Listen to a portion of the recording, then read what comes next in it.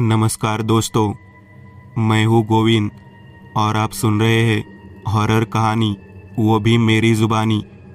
दोस्तों, आज फिर से एक नई कहानी आपके सामने हाजिर है। वैसे तो आपने बहुत सी हॉरर कहानियाँ सुनी होगी, लेकिन मुझे पूरी उम्मीद है कि आज की ये हमारी कहानी सुनकर आपको सच में डर का एहसास होने वाला है। बस मेरी आपसे इतनी गुजारिश है कि आप अगर इस कहानी को पूरा सुनेंगे तो सच में बहुत ज़्यादा मज़ा आने वाला है। साथ ही अगर आप पहली बार हमारे इस चैनल पर आए हैं तो चैनल को अभी सब्सक्राइब कर लीजिए। ऐसा करने से हमारी और आपकी नज़दीकियाँ बढ़ जाएगी और आगे आने वाली वीडियो आप तक आसानी से पहुंच जाएगी।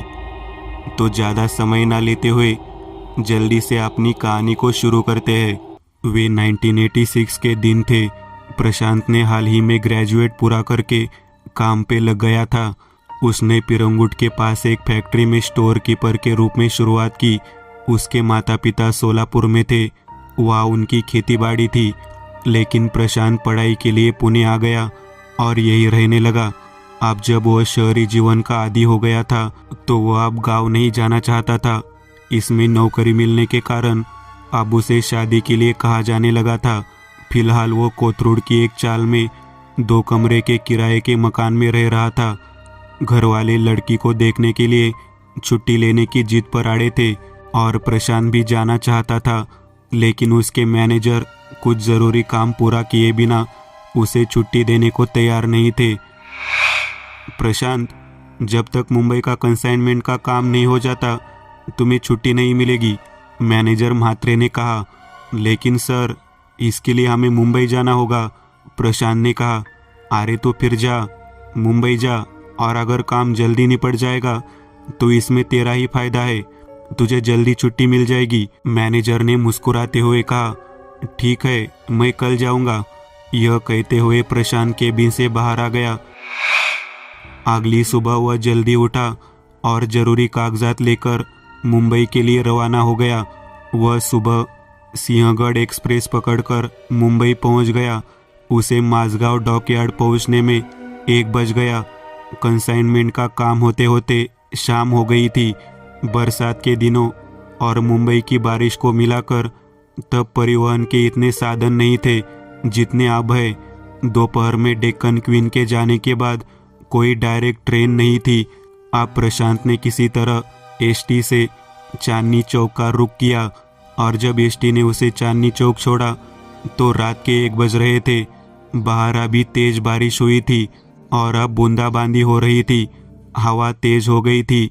वो दिन ऐसे थे कि रात के 11 बजे के बाद जहाँ शहर की सड़कें खाली हो जाती थी, वही प्रशांत हाईवे पर आ गया था, जहाँ दूर दूर तक इंसान तो दूर, साधारण कुत्ता भी नजर नहीं आ रहा था। चारों ओर घनी झाड़ियां थी। थोड़ी देर तक टर्मैक हाईवे पर चलने के बाद प्रशांत अब उस छोटी सड़क की ओर मुड़ गया जो हाईवे के साथ साथ कोथरूड गांव की ओर जाती है। रास्ता थोड़ा कच्चा था। प्रशांत पत्थरों और कीचड़ के बीच से चल रहा था, फिर भी उसका घर 3-4 मील दूर था। सड़क पर नए लगाए गए लैंप पोस्ट से सड़क पर टिमटिमाती रोशनी फैल रही थी। सड़क के बाईं ओर घनी झाड़ी थी और झाड़ी से कुछ दूरी पर एक पहाड़ी थी। सड़क के दाहिनी ओर एक नए निर्माण के लिए जमीन को समतल किया गया था। प्रशांत एक ग्रामीण था।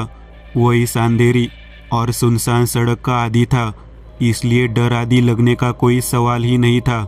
अब वो 1 मील की दूरी तय कर चुका था और थोड़ा आगे आया था कि अचानक उसे घंटियों की आवाज़ सुनाई दी और वह रुक गया और पीछे देखा। एक पल के लिए उसे डर का एहसास हुआ, क्योंकि पीछे सड़क पर बहुत दूर दूर तक कोई नहीं था। तो आवाज़ कहाँ से आई होगी? उसने फिर से आगे की ओर देखते हुए चलना शुरू कर दिया और अपनी चलने की गति भी बढ़ा दी। कुछ कदम चलने के बाद फिर वही आवाज़ उसके कानों में पड़ी। इस बार उसने पीछे मुड़कर देखने से परहेज किया, यह महसूस करते हुए कि निश्चित रूप से कुछ गलत था। साहब, ओ साहब, आवाज़ कानों में पड़ते ही प्रशांत रुक गया। एक पल के लिए उसके शरीर में कांटा चुभा। उसने पीछे मुड़कर देखा। वह एक जोगत्या था, कमर तक खुला, लंबे बाल, हाथ में चाबुक, माथे पर कुमकुम, काला चेहरा, पतली मूछें। शरीर सादा था, कपड़े की रंग बिरंगी पट्टियों का एक कमरबंद जो पैरों तक शरीर को ढकता था, और उसी कपड़े पर एक घंटी बंधी थी जो चलते समय बज रही थी। प्रशांत को रुका देख उसकी आंखों में एक अलग सी चमक आ गई। साहब, रुकिए साहब, उसने वापस कहा और प्रशांत के करीब चला गया। जब मैंने पीछे मुड़कर देखा तो कोई नहीं था। आप अचानक कहाँ से आ गए? प्रशांत ने पूछा। मैं झाड़ी में था, इसलिए तुमने मुझे नहीं देखा, उसने कहा। अच्छा बोलो, आपने आवाज़ क्यों लगाई? प्रशांत ने पूछा। साहब, मुझे शिंदेवाड़ी जाना है। आज जोगवा मांगने गया था, लेकिन दिन भर में 1 रुपया भी नहीं मिला, उसने कहा। अगर आप भिक्षा मांगने के बाद खाली हाथ घर जाते हैं तो देवी नाराज हो जाती है। फिर देखिए क्या होता है। देखता हूँ, रुको। प्रशांत ने अपनी जेब में हाथ डाला। उसकी जेब से 100 का नोट निकला और कुछ नहीं था। प्रशांत का वेतन बिना भत्ते के 250 रुपये था, और अगर उसे 100 रुपये दिए जाते तो उसे 1 महीने तक भूखा रहना पड़ता। क्षमा करे भाई, लेकिन कोई अतिरिक्त पैसा नहीं है और मैं 100 रुपये का भुगतान नहीं कर सकता, प्रशांत ने कहा। एक काम करो, अभी 100 का भुगतान करो, अपना पता दे दो और कल मैं तुम्हें 99 रुपये वापस करूँगा, उसने कहा। क्या तूने मुझे पागल समझा है क्या? प्रशांत अब आपसे सीधे तूने की भाषा में आ गया। साहब, मुझ पर विश्वास करो, उसने व्यंग्यपूर्ण मुस्कान के साथ कहा। चला जा और मुझे भी जाने दे। ऐसा कहकर प्रशांत आगे देखते हुए चलने लगा। थोड़ा आगे आने पर फटक फटक कर प्रशांत को उस शोर की आवाज़ सुनाई दी। उसने पीछे मुड़कर देखा। वह जोगत्या सड़क के बीच में खड़ा था, अपने आप को जोश से कोड़े मार रहा था। उसके लंबे बाल उसके चेहरे पर गिर रहे थे, आंखें लाल थी, और अचानक वह जोर जोर से चिल्लाने लगा। उसकी चीखें प्रशांत के कानों में गूंज रही थी। उस लाल चेहरे को देखकर प्रशांत के शरीर में रोंगटे खड़े हो गए, और अब अचानक वह ऊंचे तीखे स्वर में चीखने चिल्लाने लगा। एक पल की भी देरी किए बिना प्रशांत वहां से भागा, और 50 मीटर की दूरी तक पहुंचने के बाद उसने पीछे मुड़कर देखा तो वहां कोई नहीं था। पूरी सड़क सुनसान थी।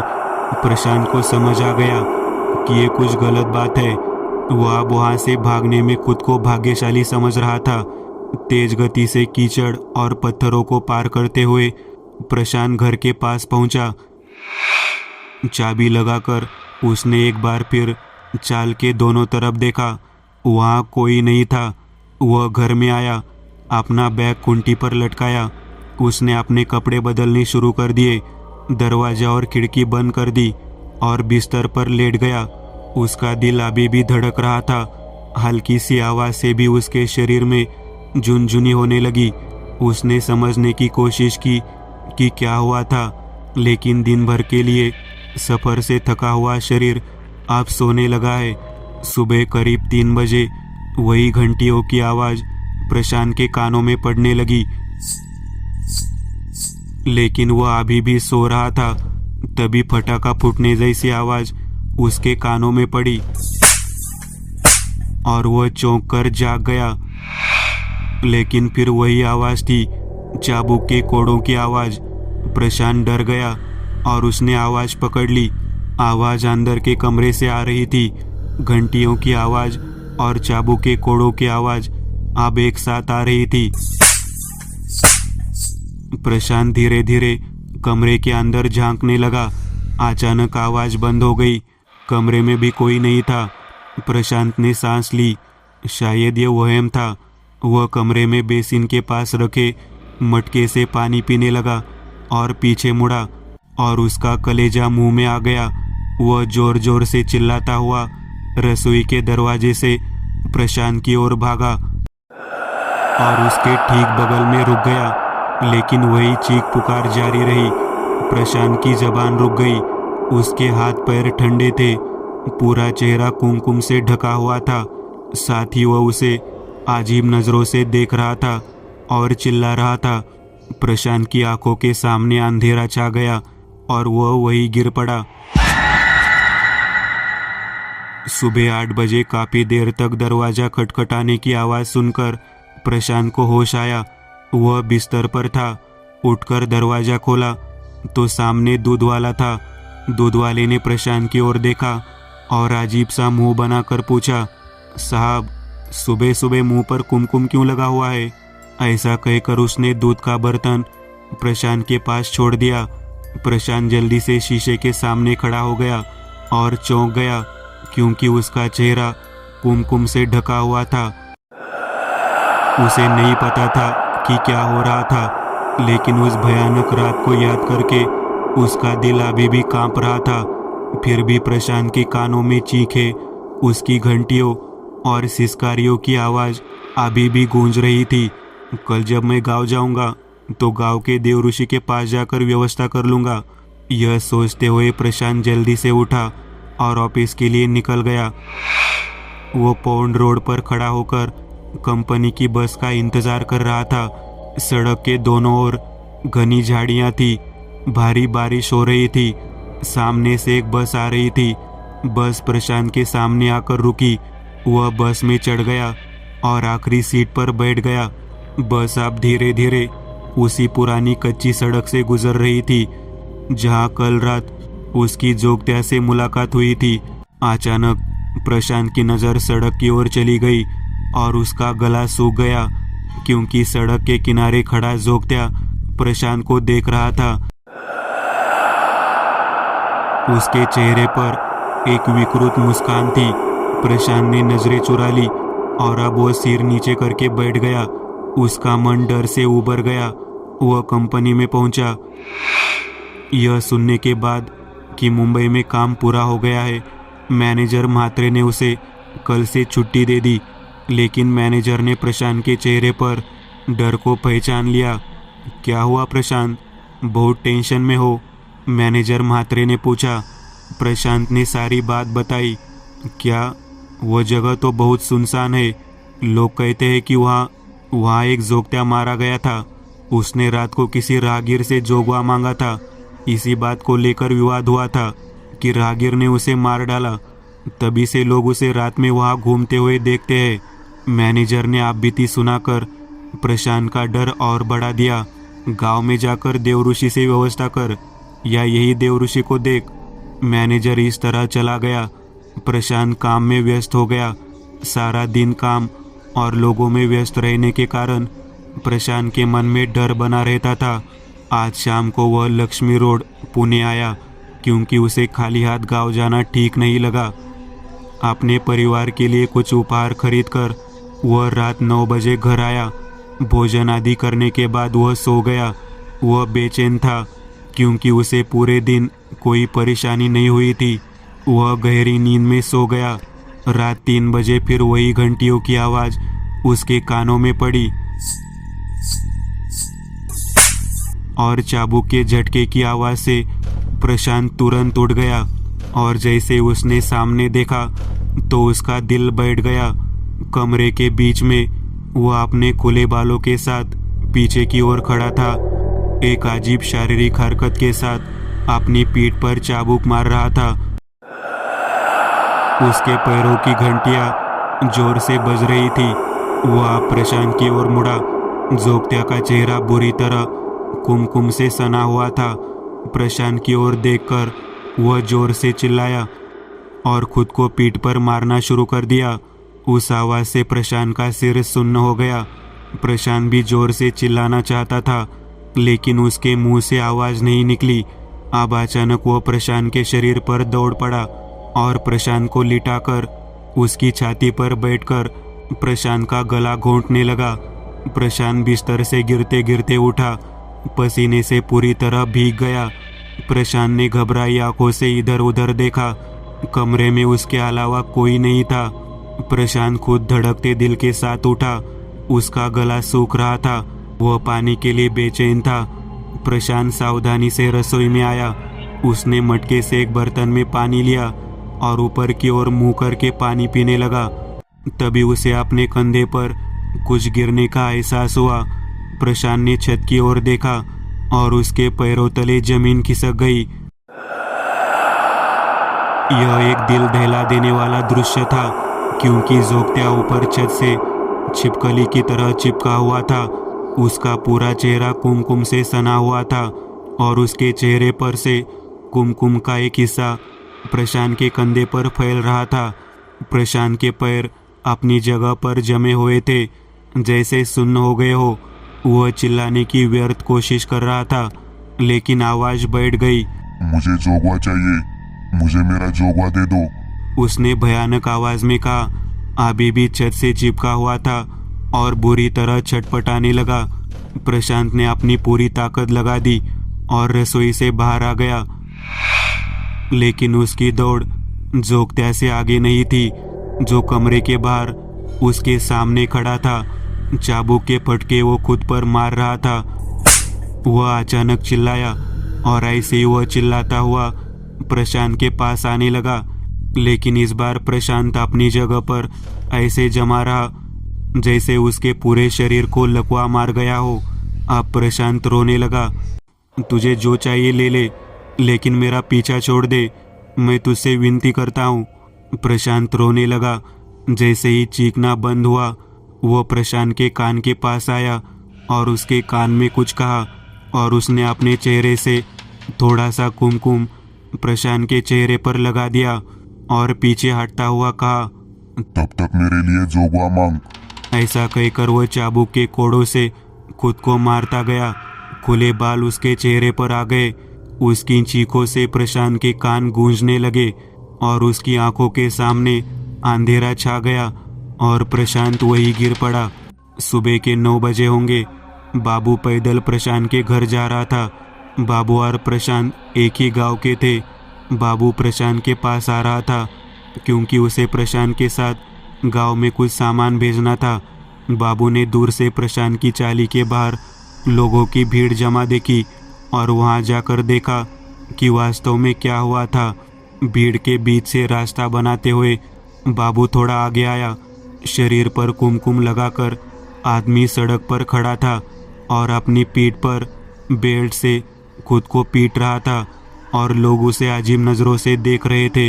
यह सोचकर कि ये लोग इतने अजीब तरीकों से क्यों देख रहे थे, बाबू ने करीब से देखा और चौंक गया, क्योंकि वो कोई और नहीं बल्कि प्रशांत था। प्रशांत की यह हालत देखकर चाली में मौजूद लोग भी हैरान रह गए। बाबू ने पास आकर प्रशांत का हाथ पकड़ लिया। प्रशांत, तू क्या कर रहा है? बाबू ने चिल्लाते हुए पूछा, लेकिन प्रशांत को होश नहीं था। वह किसी तरह की नींद की हालत में था। प्रशांत, ये क्या चल रहा है? होश में आ। बाबू ने उसे दोनों हाथों से पकड़कर हिलाया और प्रशांत तुरंत होश में आ गया। अपने अवतार और आसपास के लोगों को देखकर वह एक पल के लिए डर गया। बाबू उसे उसके घर ले गया। पहले नहा ले, फिर बात करेंगे, बाबू ने कहा। प्रशांत नहा कर आया। क्या रे पशा, ये क्या कर रहा था तू? बाबू ने पूछा। प्रशांत रोकर बाबू को पूरी घटना बताई। क्या?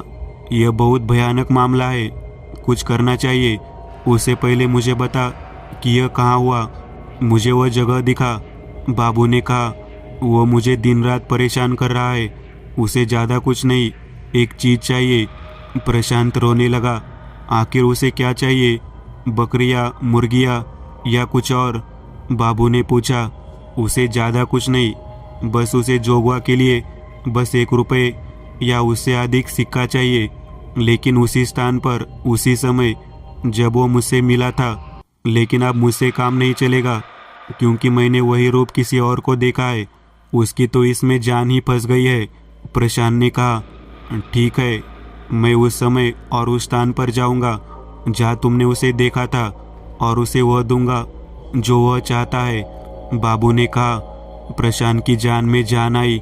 जोगत्या रसोई के अंदर यह सब सुनकर तिरछी नज़र से मुस्कुरा रहा था। रात हुई। 1 बजे बाबू उस कच्ची सड़क पर जाकर खड़ा हो गया। प्रशांत उसके साथ नहीं गया था। बाबू उस सुनसान सड़क पर उसका इंतजार कर रहा था। तभी पीछे से घंटियों की आवाज आने लगी। बाबू ने पीछे मुड़कर देखा तो एक पल के लिए चौंक गया, क्योंकि वह जोगत्या बाबू के ठीक पीछे खड़ा था। बाबू ने अपनी जेब से 1 रुपया निकाला और उसे दे दिया। अब उसका पीछा छोड़, मैंने तुझे जोगवा दे दिया है, बाबू ने कहा। सिक्के को देखकर जोगत्या जोर से मुस्कुराया और बगल की झाड़ियों में चला गया। बाबू वहां से अपने घर आ गया था। वह भी अकेला रहता था। बिस्तर पर लेटे लेटे ही उसे नींद आ गई। कुछ देर बाद उसके कानों में कुछ बुदबुदाने की आवाज आने लगी। वह जाग गया और उसने अपने सामने एक भयानक दृश्य देखा। वही जोगत्या अपने बाल खुले हुए और उसके बिस्तर के सामने अपने चेहरे पर कुमकुम लगाए खुद को बुरी तरह से कोड़े मार रहा था। जैसे ही जोगत्या की नजर बाबू पर पड़ी, वह चीखता चिल्लाता हुआ बाबू के पास दौड़ा। बाबू के मुंह से जोर की चीख निकल गई। 25 साल बाद आज प्रशांत 25 साल बाद पुणे आ रहा था। जोगत्या की घटना उसकी यादों में अभी भी ताज़ा थी। उस समय जो यहाँ से गाँव गया, बाद में उसे गुजरात में नौकरी मिल गई और वही बस गया। शादी, बच्चे सब वही हुए। अब वो एक बड़ी कंपनी में बड़े पद पर कार्यरत था। आज पुणे में काम पूरा करने के बाद वह मुंबई जाना चाहता था। चांदनी चौक पर किसी भी हालत में मत रुकना, प्रशांत ड्राइवर को कड़ी चेतावनी देते हुए अपने मोबाइल में व्यस्त हो गया। ठंडी हवा में धीरे धीरे उसे नींद आ गई। गाड़ियों की हॉर्न की आवाज़ सुनकर उसकी नींद खुल गई। क्या रे, कहाँ पहुँचे हम? प्रशांत ने पूछा। साहब, हम चांदनी चौक में है, बारिश के कारण ट्रैफिक जाम है, ड्राइवर ने कहा। क्या? घबराकर प्रशांत ने खिड़की का शीशा बंद कर दिया और शीशा बंद करते समय उसकी नज़र उसी कच्ची सड़क पर गई जो हाईवे के ठीक बगल से गुजरती थी। किनारे पर कोई झाड़ी नहीं थी, लेकिन सड़क के किनारे एक बूढ़ा जोगत्या खड़ा था। वह प्रशांत को देख रहा था। गौर से देखने पर पता चला कि वह कोई और नहीं बल्कि बाबू ही है। उसने प्रशांत की ओर देखा और जोर से चीखने चिल्लाने लगा और चाबुक से खुद को पीटने लगा। और जैसे ही प्रशांत की कार करीब आई तो वह कराने लगा, तू भी यहाँ वैसे ही भटकेगा जैसे मैं भटक रहा हूँ। बूढ़ा बाबू प्रशांत की कार की खिड़की के पास आया और चिल्लाने लगा। प्रशांत ने अपना मुंह दूसरी ओर कर लिया। प्रशांत की यादें ताज़ा हो गई और उसे पिछली रात की घटनाएं याद आ गई। तुझे जो चाहिए ले ले, लेकिन मेरा पीछा छोड़ दे, मैं तेरे आगे हाथ जोड़ता हूँ, प्रशांत जोगत्या से विनती कर रहा था। वह प्रशांत के करीब आया और धीरे से उसके कान में फुसफुसाया, मैं तुझे छोड़ देता हूँ, लेकिन एक शर्त पर, मुझे एक और पेड़ दे दे हमेशा के लिए, तब तक जोगवा मांग मेरे लिए। प्रशांत को उस जोगत्या का आखिरी वाक्य याद आया और प्रशांत ने उसके पाखंडी रवैये की आलोचना करनी चाहिए। प्रशांत ने शर्त स्वीकार कर ली और बाबू को बलि का बकरा बना दिया। बाबू को उस जोगत्या ने पछाड़ लिया था और इस प्रक्रिया में बाबू की मृत्यु हो गई। बाबू पिछले 25 सालों से उस जोगत्या के प्रभाव में था। पिछले हफ्ते बाबू ने उसी सड़क पर अपनी जान गंवा दी थी। पिछले 25 सालों से बाबू उस जगह पर लोगों से जोगवा की गुहार लगाता नजर आता था, लेकिन मौत के बाद भी बाबू की आत्मा वही भटक रही है, जोगवा मांगता फिर रहा था। शायद बाबू प्रशांत का इंतजार कर रहा था और आज उसकी मुक्ति का दिन था। प्रशांत ने शीशा नीचे कर दिया और बाबू उसके सामने हाथ जोड़कर रोने लगा। मुझे माफ़ कर दे बाबू, मैं गलत हूँ। प्रशांत का ड्राइवर इधर उधर देख रहा था कि साहब किससे बात कर रहे हैं, लेकिन उसे कोई नज़र नहीं आया। बाबू की चीख यह कोई क्षमा प्रार्थी अंत नहीं था। बाबू जोर जोर से चिल्लाने लगा, रोने लगा। उसकी चीख में 25 साल का तल था। बाबू की चीख से प्रशांत के सीने में दर्द हुआ और वह कार में ही चल बसा। अब प्रशांत की आत्मा हर रात लोगों को जोगत्या के रूप में उस जगह घूमते और जोगवा मांगते हुए दिखाई देती है। दोस्तों, आज के लिए बस इतना ही। अगर आपको यह कहानी अच्छी लगी हो तो लाइक कीजिएगा। आप में से कई लोग बिना लाइक किए भाग जाते हैं।